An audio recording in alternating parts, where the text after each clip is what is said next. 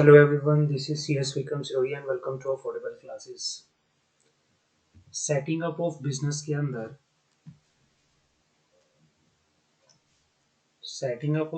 अंदर आज हम एक नया चैप्टर करेंगे।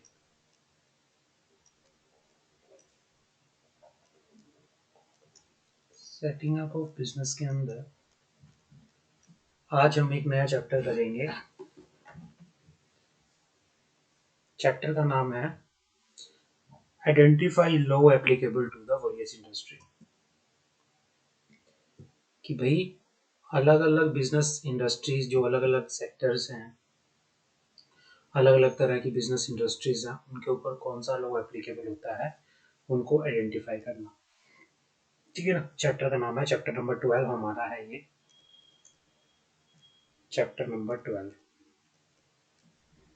क्या है? चैप्टर का नाम आइडेंटिफाई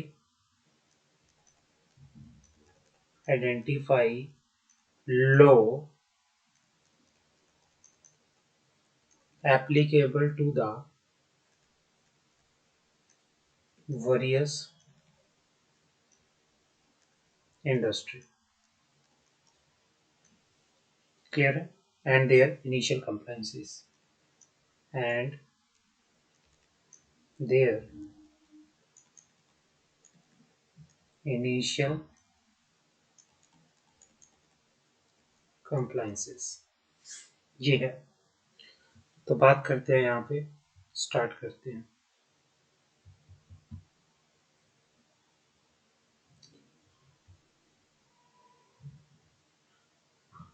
एक काट दो।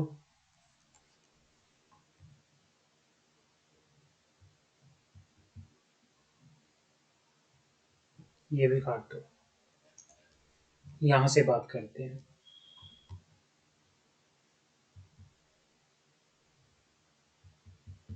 Here is the quick into the legal implication of the major type of business। अलग अलग बिजनेस देखो क्या कहता है कि क्या लीगल इम्प्लीकेशन रहती है। अलग अलग बिजनेस हमने ऑलरेडी कंपनी लॉ में भी पढ़ा है। ये कंपनी लॉ के अंदर भी हमने पढ़ा है। हमने कंपनी लॉ में plus setting up of business,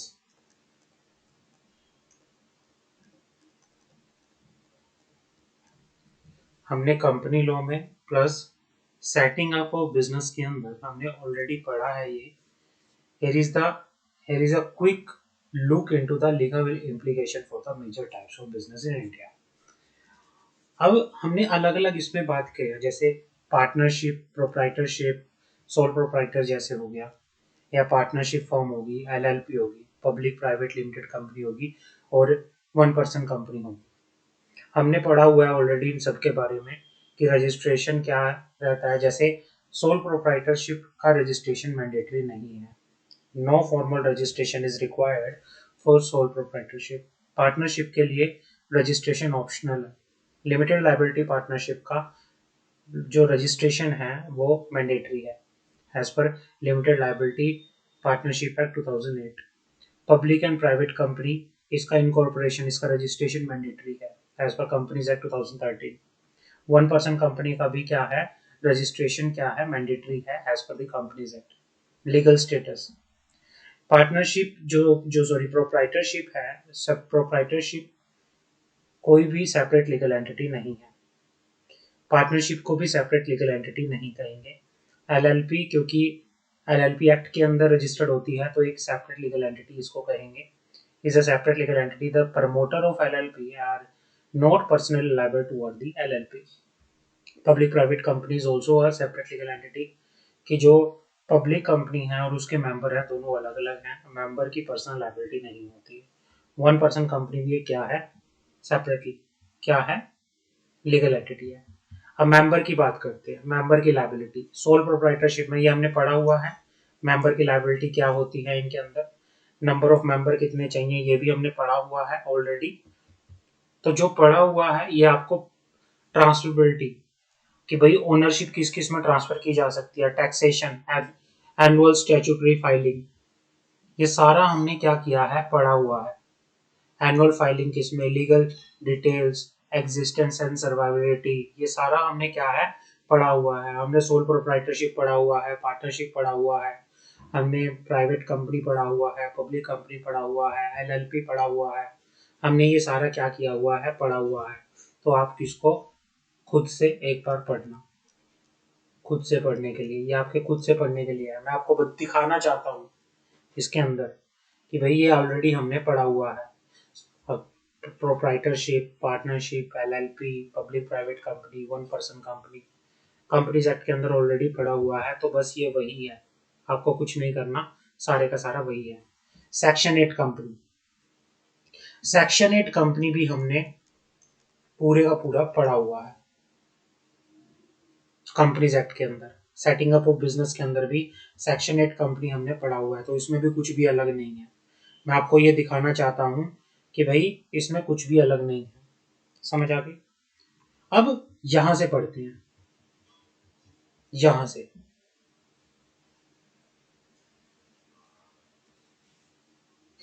parameter for deciding business structure. Parameter for deciding business structure. Parameter for deciding business structure. अब इसमें पैरामीटर क्या क्या है? जब भी बिजनेस स्ट्रक्चर को डिसाइड किया जाता है कि हमें किस तरह का बिजनेस चाहिए, हमें किस तरह के बिजनेस की, हमने जब हम चैप्टर नंबर 1 पढ़ रहे थे, चैप्टर नंबर 1 जिसमें हम सेटिंग अप ऑफ बिजनेस का चैप्टर नंबर पढ़ रहे थे, और उसमें हमने बात की थी कि सेटिंग अप ऑफ बिजनेस में कौन कौन से फैक्टर हमें कंसीडर करने हैं। Factor to be consider for suitable for for for choosing a suitable business entity. Factor to be consider factor to be considered to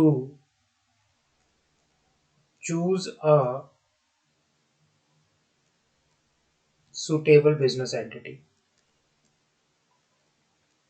suitable business entity हमने setting up of business के जो chapter number 1 था, है ना, तो choice of suitable business entity के अंदर जो हमने फैक्टर पढ़े थे, ये वही फैक्टर है कि भाई लायबिलिटी, आप लायबिलिटी कैसे चाहते हो, लायबिलिटी रिस्क कैसे चाहते हो, आपका गोल्स एंड रिसोर्स फ्लेक्सिबिलिटी कितना है, टैक्स ऑब्लिगेशन भी देखा जाता है, बिजनेस का मॉडल देखा जाता है, कैपिटल इन्वेस्टमेंट देखी जाती है, कंट्रोल एंड मैनेजमेंट देखी जाती है, लाइसेंस परमिट एंड रेगुलेशन देखे जाते हैं।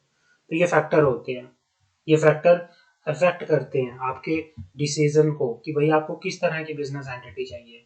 समझ आ गई? तो इन फैक्टर को बात करते हैं वन बाय वन। तो सबसे पहले बात आता है कंट्रोल एंड मैनेजमेंट। भाई कोई पर्सन चाहता है कि कंट्रोल सारा मेरे हाथ में हो, है ना। तो जब कोई पर्सन ये चाहता है कि कंट्रोल पूरा मेरे हाथ में हो, पूरी मैनेजमेंट मेरे हाथ में हो, तो उसके लिए वन पर्सन कंपनी या सोल प्रोप्राइटरशिप क्या है, सुटेबल है। लेकिन कोई ये चाहता है कि भाई हाँ मैं मैनेजमेंट किसी दूसरे पर्सन को दे सकता हूँ, मैं कंट्रोल किसी दूसरे को ट्रांसफर कर सकता हूँ, तो उसके लिए कंपनी या एलएलपी भी ठीक रहेगी। Single business owner who have the ownership of all the investment should rather go for one person company. However, entrepreneur with two or more purpose owner director looking to attract more investment into the firm should rather go for LLP or a public private limited company। ठीक है। दूसरा हमारे पास आता है capital investment. अब capital investment की बात करते हैं। भाई मान लो अगर आपको ये चाहता है कि भाई मुझे मेरे फंड ही लगा के बिजनेस करना है, मुझे बाहर से कोई पैसा नहीं चाहिए, मुझे मेरा फंड लगाना है बस, तो आपके लिए क्या है, सोल प्रोप्राइटर ठीक रहेगी। लेकिन आपको अगर ये चाहिए कि हैवी फंड चाहिए, आपको बाहर से फंड चाहिए, आपको इन्वेस्टर से फंड चाहिए, बैंक से फंड चाहिए, है ना, तो उस केस में कंपनी आपके लिए सुटेबल रहेगी। Limited company, private limited company रह सकती है, वो रह सकता है। If you wish to obtain fund from outside entity such as investor, bank, venture capitalist, you must opt for authentic business model such as private limited company। भाई आपको fund ज्यादा चाहिए, आपको फंड बाहर से चाहिए, आपके पास इतना फंड नहीं है, आपको बैंक से पैसा चाहिए, कैपिटल वेंचर कैपिटलिस्ट से पैसा चाहिए, आपको इन्वेस्टर से पैसा चाहिए, तो फिर आपके लिए प्राइवेट लिमिटेड कंपनी या पब्लिक कंपनी आपके लिए ठीक रहेगी। बट अगर आप ये चाहते हो कि नहीं, मुझे तो बस मैं अपना पैसा लगा के ही बिजनेस कर सकता हूँ, तो उसके लिए फिर सोल प्रोप्राइटरशिप ठीक रहेगी। Liability, threshold personal risk. भाई कई बार आप ये कहते हो कि भाई हाँ, कई बार आप ये सोचते हो कि भाई पूरे का पूरा आपकी लाइबिलिटी जो है वो लिमिटेड होनी चाहिए, आपकी लाइबिलिटी लिमिटेड होनी चाहिए।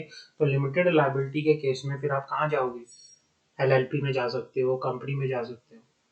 ओनर वो would want to safeguard their risk under the financial pressure, the right business structure could limit exposure to such risk. In such a case, partnership. The partners share the responsibility to the confront risk individually. Certain business structure, such as HUF, sole proprietorship, partnership, have unlimited liability.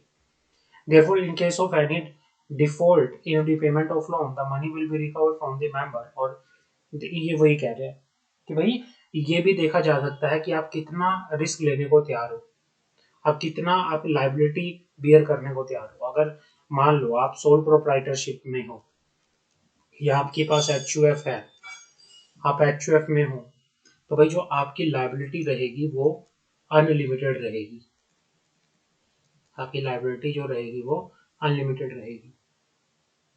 भाई जो भी default अगर होता है, या इस sole proprietorship के case में हो या पार्टनरशिप के केस में हो, अगर कोई भी रिस्क होता है उस सारे रिस्क के लिए फिर क्या होगा? आप पर्सनली लाइबल की होंगे, आपसे पैसा रिकवर किया जाएगा। लेकिन अगर मैं बात करूं कंपनी की, एलएलपी के केस में, आपकी जो लाइबिलिटी है, आपका जो लाइबिलिटी है वो क्या रहेगी? लिमिटेड रहेगी। आप सिर्फ कैपिटल कंट्रीब्यूशन के अमाउंट तक और जो भी अमाउंट आपने एज अ शेयर परचेज कर रखा है उस शेयर तक, आपके अपने शेयर तक क्या रहेगा? आपका लाइबिलिटी लिमिटेड रहेगा। समझ आ गई? रिस्क आपका लिमिटेड रहेगा। उसके बाद आता है टैक्स ऑब्लिगेशन। फिर क्या आता है? Tax obligation. Tax obligation for LLP owner is more and less equal to the sole proprietor.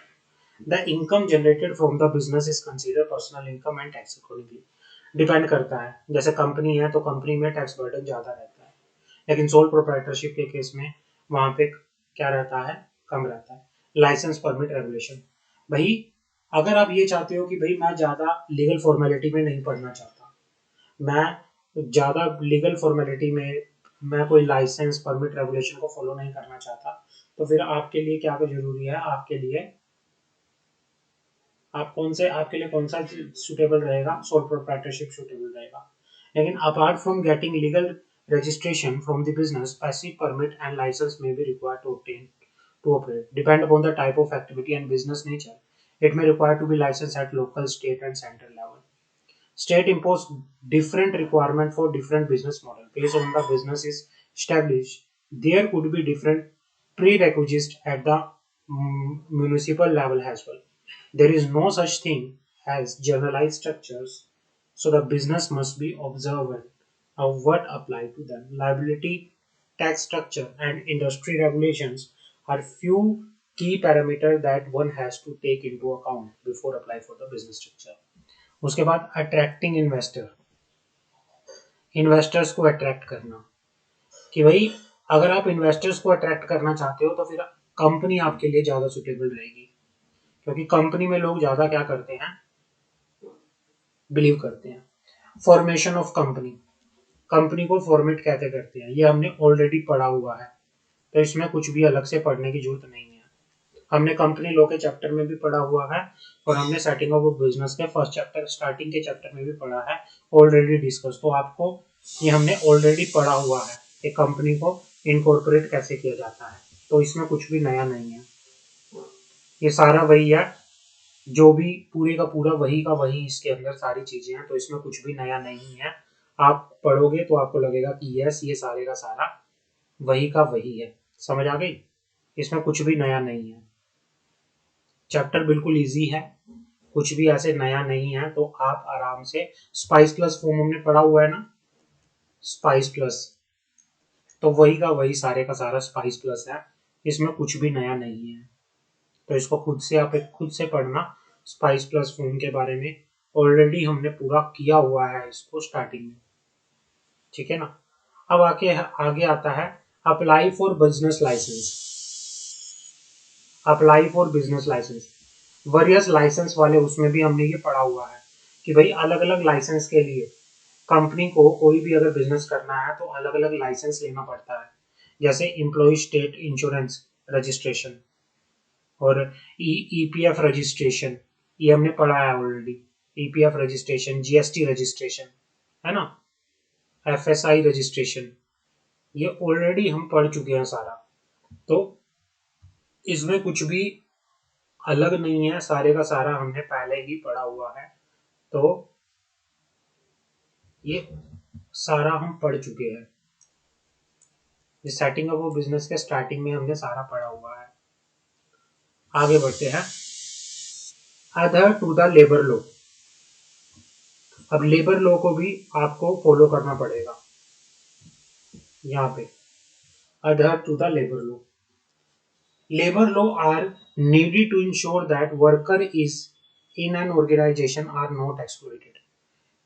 कि भाई ये क्या है, लेबर लॉ का बेसिक जो पर्पज है वो क्या है, वो इंश्योर करना है कि भाई जो लेबर है वो एक्सप्लॉइटेड, जो वर्कर है वो एक्सप्लॉइटेड ना हो। It act has a safety net for the weakest segment of the society. Hence, objective of the labor law is to protect the employee and hold the employer accountable for the action. Thus, these laws are only enforceable in India environment. The main goal of the said labor law is to create a good atmosphere in the workplace so that people can be productive and can be insured for their scrutiny, both physical and mental. If company or organization does not comply with labor law, punitive action can be taken against them. They can be punished. ये सारा labour law का purpose क्या है, protect करना employ को, accountable बनाना employer को, है ना भाई, एक अच्छा एटमोस्फेयर क्रिएट करना वर्क प्लेस पर, समझ आ गए। और एक क्या करना, वर्क प्लेस पर एक अच्छा एटमोस्फेयर क्रिएट करना ताकि जो वहाँ पे वर्कर्स हैं, जो वहाँ पे एम्प्लॉई हैं काम कर रहे हैं, उनके एक तरह से मेंटली और फिजिकली क्या हो, सिक्योरिटी हो, समझ आ गए। तो कुछ लेबर लॉ है जो आपको फॉलो करने पड़ेंगे। ऑब्जेक्टिव क्या है लेबर लॉ का, objective of labour law, labour law aim to correct the power disbalance between the employ and employers. कि भाई एम्प्लॉयर एंड एम्प्लॉय के बीच में जो पावर है वो डिसबैलेंस ना हो। It provides the employee with security so that they can be unjustly dismissed. भाई ये प्रोटेक्शन प्रोवाइड करता है एम्प्लॉय को। भाई इसके मेन ऑब्जेक्ट क्या है, productive work and adequate earning. कि भाई एम्प्लॉय को एक प्रोडक्टिव वर्क मिले, एक एडुकेट अर्निंग हो, proper working hours, security to employ, work life balance, secure working environment, sickness and accidental benefit. उसके बाद सोशल सिक्योरिटी, लेबर लॉ, ये सारा क्या है, सोशल सिक्योरिटी मिले, लेबर वेलफेयर मिले, फेयर ट्रांसपेरेंट फेयर ट्रीटमेंट मिले वर्क प्लेस पे, prevention of child children at work, force labour. और कुछ लेबर लॉ हैं, जैसे कौन कौन से लेबर लॉ हैं, industrial dispute act 1947, trade union act 1926, building and other construction worker regulation of employee and condition of service Act 1996, the Industrial Employees Standing Order Act 1946, the Interstate Migrant Worker Act 1979, Payment of Gratuity Act 1972, the Contract Labor Regulation Act 1970, the